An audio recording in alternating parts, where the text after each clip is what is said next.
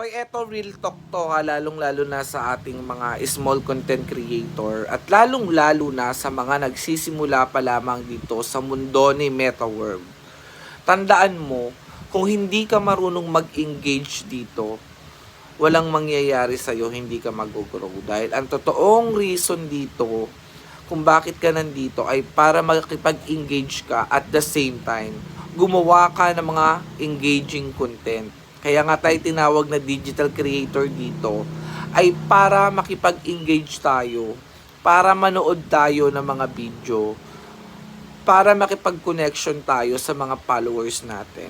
Tandaan nyo, tayong mga small content creator, nagsisimula pa lang dito, naghahanap tayo ng suporta sa ibang tao. Pero paano ibibigay ang totoong suporta sa'yo kung sa sarili mo hindi mo kayang ibigay ang suporta sa ibang tao?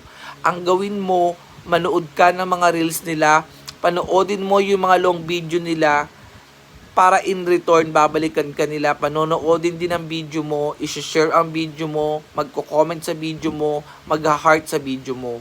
Ganun ang labanan dito. Kung hindi ka marunong magbalik ng engagement, kung hindi ka marunong magbalik ng suporta, walang mangyayari sa'yo. Ending nga ka. Buti sana kung big content creator ka na sobrang dami mo ng followers, na kahit wala ka nang gawing engagement sa ibang tao, pag nag-post ka ng video mo, marami nang manonood sa'yo, maraming magko-comment, maraming mag-heart, maraming magla-like. Tandaan mo, kay tayong mga small content creator lamang ang magtutulong-tulong dito sa pamamagitan ng pakikipag-engagement sa isa't isa. Dahil kapag nakipag-engage ka, siguradong may babalik at babalik sa'yo.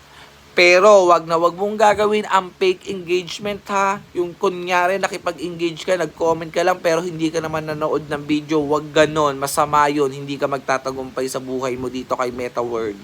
Siguradihin mong laging organic ang ginagawa mo at lagi kang totoo sa ginagawa mo. Wag mo nang lokohin ang sarili mo. Manood ka ng video nila, mag-engage ka para in return, babalikan ka nila, yayakapin ka nila, mamahalin ka nila, at higit sa lahat, pahahalagahan ka nila at makikilala ka kay MetaWorld.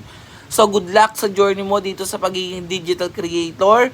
Galingan mo ang paggagawa ng content at lagi tayong makipag-engage sa ating mga kasama dito. Maraming salamat, yun lang masasabi ko, and God bless you.